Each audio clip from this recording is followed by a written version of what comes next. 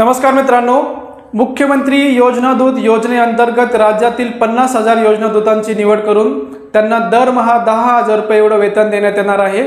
आता या योजना दूतांचं काम काय असणार आहे तर शासकीय ज्या योजना आहेत त्या लोकांपर्यंत पोहोचवण्याचं या योजना दूतांचं काम असणार आहे आणि त्यासाठी 6 महिन्यासाठी 10,000 रुपये तुम्हाला मिळणार आहेत।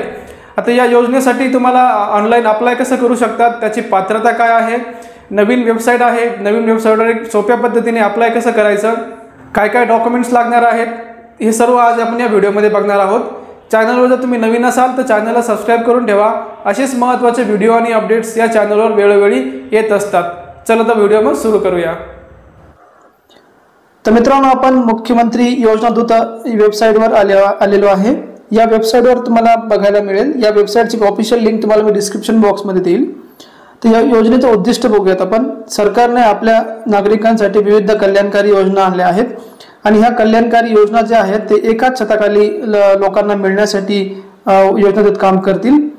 तर आपण उमेदवाराची निवड प्रक्रिया निकष बघूयात काय असतील। वयोमर्यादा 18 ते 35 असावी। शैक्षणिक अर्हता कोणत्याही शाखेचा पदवीधर असावा। उमेदवाराला संगणक ज्ञान आवश्यक आहे। उमेदवाराकडे अद्ययावत मोबाईल म्हणजे स्मार्टफोन असायला पाहिजे। आता उमेदवाराला फायदे काय होणार या योजनेपासून ते बघूयात। प्रत्यक्ष कामाचा अनुभव मिळेल, सामाजिक बदलावाचा भाग होण्याची संधी मिळेल आणि विद्यावेतनातून युवकांना आर्थिक सहाय्य पण मिळेल। तर हे उद्दिष्ट आहेत आणि काही फायदे आहेत या स्कीम मधून जे मिळणार आहेत। चला तर मग बघूया मित्रांनो, ऑनलाईन तुम्ही रजिस्ट्रेशन कसं करू शकतात या योजनेसाठी आणि रजिस्ट्रेशन केल्यानंतर तुम्ही तिथून त्यासाठी अप्लाय कसं करू शकता। तर मित्रांनो, आपल्याला रजिस्ट्रेशन करायचं आहे म्हणजे नोंदणी करायची आहे मुख्यमंत्री योजना दूत या योजनेसाठी। तर आपण जी अगोदर पात्रता बघितली, अगोदर जशी पात्रता येते तीच आहे। 18 ते 35 वयोगटातली पाहिजे। जो उमेदवार आहे महाराष्ट्र रेसिडेंट पाहिजे। एज्युकेशन बॅचलर डिग्री उमेदवाराकडे पाहिजे आणि आधार कार्ड, ह्या 4 गोष्टी कंपल्सरी आहेत। हे तुम्ही स्क्रीनवर बघू शकतात। त्यासोबतच तुम्हाला तुमचा आधार नंबर टाकायचा आहे इथे खाली आणि आधार नंबर टाकून तुम्हाला व्हेरीफाय या बटनवर क्लिक करायचं आहे। जसे तुम्ही आधार नंबर टाकाल आणि व्हेरीफाय बटनवर क्लिक कराल, तुमच्या मोबाईलवर एक इथे तुम्हाला एक आय एम नॉट रोबोट ह्या बटन ऑप्शन येईल, त्यावर तुम्हाला क्लिक करायचं आहे आणि गेट OTP ह्या ऑप्शनवर क्लिक करायचं आहे।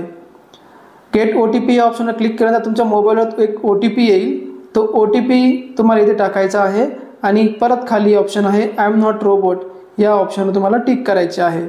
आता OTP हा तुम्हाला तुमच्या रजिस्टर्ड मोबाईल नंबर जो आहे आधार कार्डला लिंक, त्यावर OTP येणार आहे आणि तो टाकल्यानंतर व्हेरीफाय बटनवर खाली क्लिक करायचं आहे।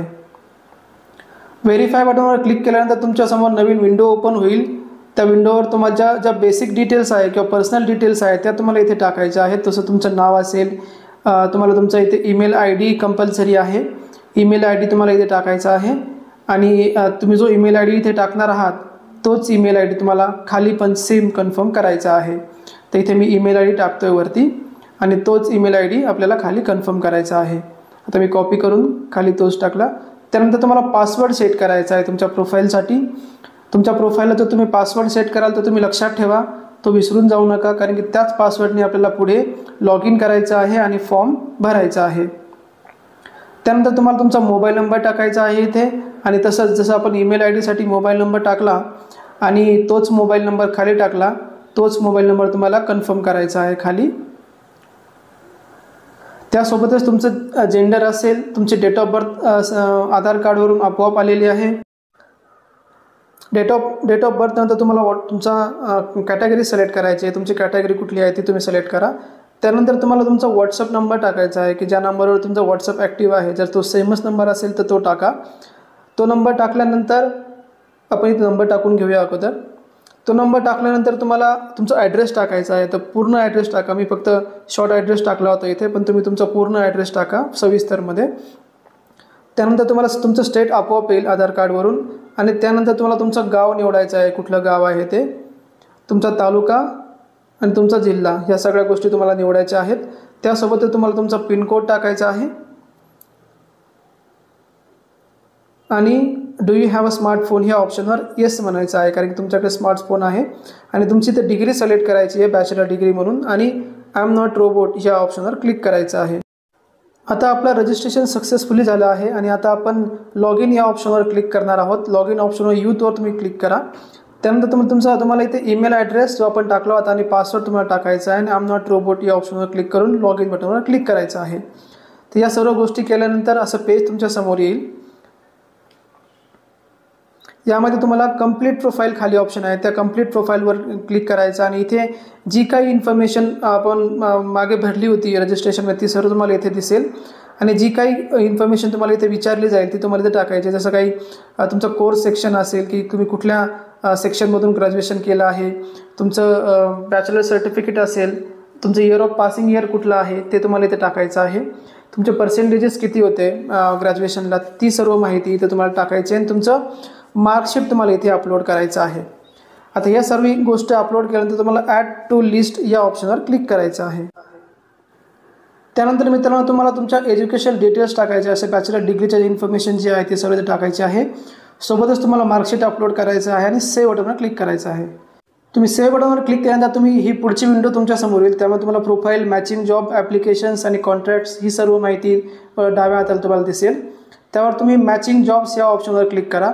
तर तुमचे जे मॅचिंग जॉब्स आहेत ते कुठे कुठे जॉब वॅकन्सीज आहेत त्याची सर्व माहिती इथे आहे. तुम्ही इथे सिलेक्ट करू शकतात, अर्बन किंवा रुरल एरिया सिलेक्ट करू शकतात. तुम्ही इथे तुमच्या तालुक्याचं नाव सिलेक्ट करू शकतात आणि तुम्ही तुमच्या ग्रामपंचायत तुम्हाला जी पाहिजे आहे तिचं नाव इथे तुम्ही टाकू शकतात. जसं इथे मी जिल्हा सिलेक्ट करतो आहे. जिल्ह्यानंतर तुम्ही तुमची ग्रामपंचायत निवडा. ग्रामपंचायत निवडली तर सर्च या ऑप्शनवर क्लिक करा. तुम्ही जसंही सर्च ऑप्शनवर क्लिक कराल तर त्या ग्रामपंचायतीसाठी जी वॅकन्सीज खाली आहे, जी जागा रिकामी आहे त्यासाठी तुम्हाला अप्लायचं ऑप्शन येईल आणि व्ह्यूचं ऑप्शन येईल. तर तुम्हाला डायरेक्ट अप्लाय करायचं असेल तर तुम्ही डायरेक्ट अप्लाय बटनवर क्लिक करा किंवा तुम्हाला जर व्ह्यू करायचं असेल, अगोदर बघायचं असेल आतमध्ये डिटेल्स, अगोदर डिटेल्स बघा आणि नंतर मग तुम्ही आतमध्ये जाऊन अप्लाय बटनवर क्लिक करू शकतात. तर असं तुम्ही अप्लाय बटनवर क्लिक केल्यानंतर त्या जागेसाठी तुमचा अप्लाय होऊन जाईल आणि तो जो स्टेटस आहे, अप्लाय झालेला स्टेटस आहे तो तुम्ही पाठीमागच्या विंडोवर येऊन बघू शकतात. आणि इथे ऑप्शन्स आहे, तुम्हाला काही अर्बन असेल, रुरल असेल, तुमच्या इच्छेनुसार जी जागा तुम्हाला हवी आहे ती तुम्ही निवडा आणि त्यानुसार अप्लाय करा. पण अप्लाय करताना अगोदर विचार करून अप्लाय करा. तुम्ही कुठल्या लोकेशनसाठी अप्लाय करतायत, कुठला जिल्हा आहे, कुठला तालुका आहे आणि कुठली ग्रामपंचायत आहे, तर या सर्व माहिती तुम्हाला इथून मिळेल. तुम्ही परत डॅशबोर्डवर क्लिक करून तुम्ही ज्या ठिकाणी अप्लाय केलं आहे त्याच्या डिटेल्स तुम्ही चेक करू शकतात आणि